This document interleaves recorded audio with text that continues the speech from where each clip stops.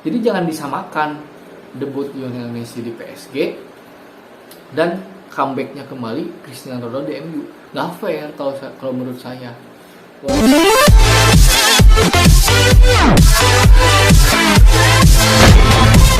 Halo semuanya, kali ini saya bakal bahas tentang yang lagi viral-viral nih di dunia sepak bola, yaitu mengenai debut Messi dan debut Cristiano Ronaldo.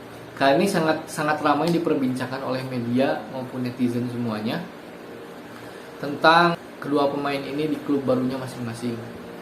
Dari 3 pertandingan yang sudah dilakoni, Cristiano Ronaldo membukukan 3 gol, sementara Lionel Messi masih belum bisa mencetak gol. Dan ini akhirnya mereka kembali dibanding-bandingkan ya. Setelah di episode sebelumnya saya membahas tentang statistik kedua pemain ini.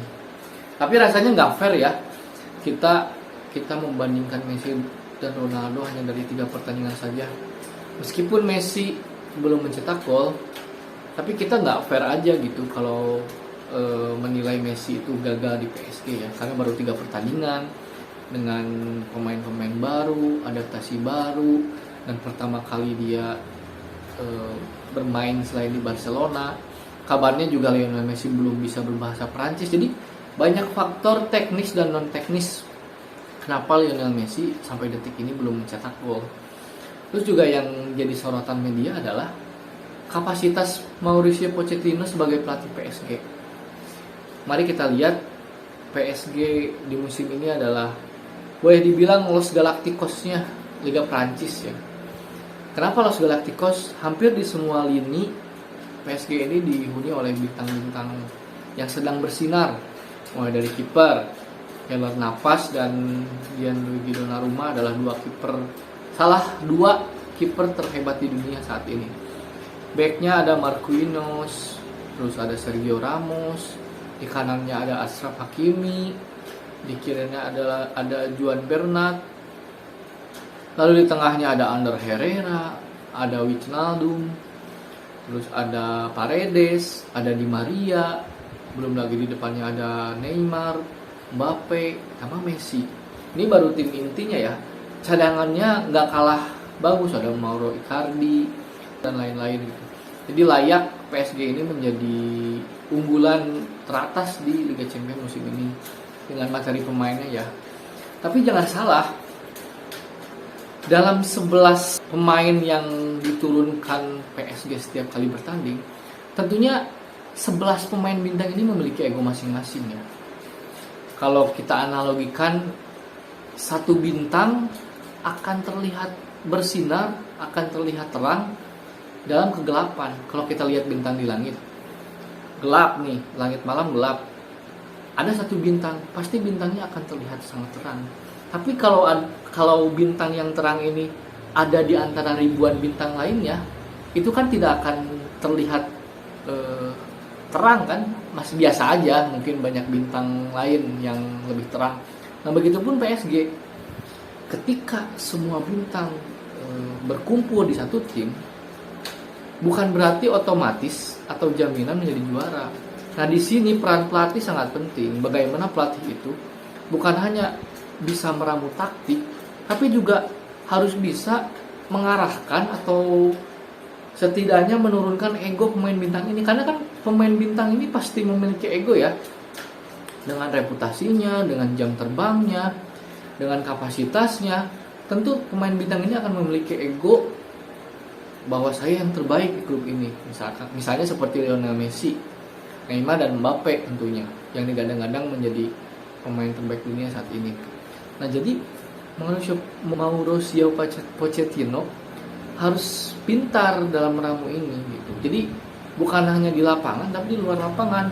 Lihat ketika Messi diganti menit 70-an ketika menghadapi Lyon, Messi gak mau bersalaman kan dengan Pochettino. Artinya Pochettino ini belum menjadi pelatih yang disegani oleh anak buahnya. Nah inilah PR Pochettino. Inilah PR Pochettino yang jauh bukan hanya soal strategi. Bagaimana faktor-faktor non teknis di lapangan menyatukan atau menurunkan seluruh ego pemain-pemain bintang ini gitu. Nah sementara Cristiano Ronaldo dia datang kembali ke Old Trafford, dia datang kembali ke rumahnya dengan karisma yang luar biasa. Bagaimana ketika laga debutnya menghadapi Newcastle, seluruh isi stadion Old Trafford itu bergemuruh meneriakan nama Ronaldo, Ronaldo, Ronaldo.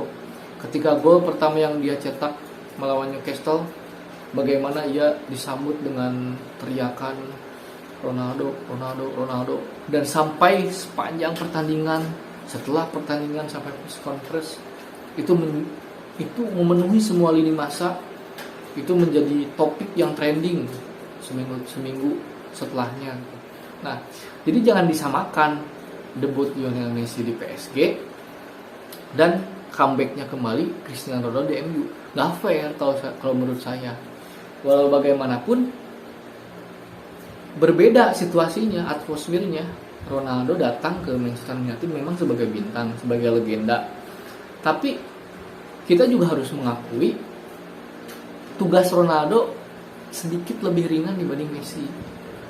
Nah, tapi ya sudahlah, itu mungkin seiring berjalannya waktu mungkin akan bisa diatasi. Tapi kalau kita lihat kontribusinya, Ronaldo ini memberi dampak yang sangat signifikan.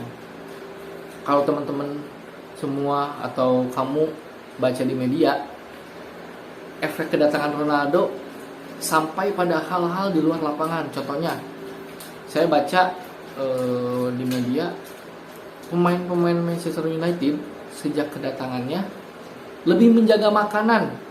Jadi biasanya mungkin makan pemain MU sebelum datang Ronaldo tuh makannya sembarangan, atau misalkan makan makanan yang sebenarnya nggak boleh. Nah, sejak kedatangan Cristiano Ronaldo yang notabene sangat disiplin dengan latihan, makanan, pola hidup, pola tidur, nah pemain lain menjadi segan. Nah, ini dampak positif yang mungkin tidak terekspos media.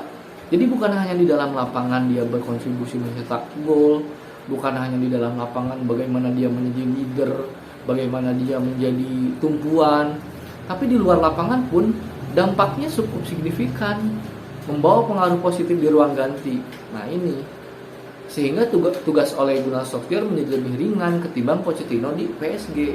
Sementara Messi, kita dengar kabar kalau Messi dan Mbappe nggak akur katanya.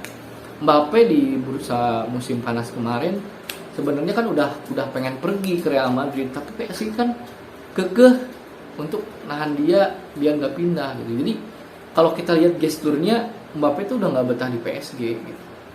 Jadi ini menjadi problem tersendiri. Jadi sehingga kalau saya lihat sih akan menjadi masa-masa yang berat ya untuk Pochettino ataupun Messi sendiri di PSG, karena tentunya tidak mudah, adaptasinya juga mungkin membutuhkan waktu yang cukup lama.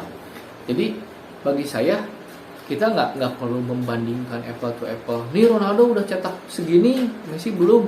Kita harus lihat secara utuh faktor-faktor teknis dan non teknis yang terjadi di kedua pemain ini gitu. Jadi kita harus lebih objektif menilai keduanya. Jadi segitu dulu ya. Nanti kembali lagi di Kacamata Bola di episode berikutnya.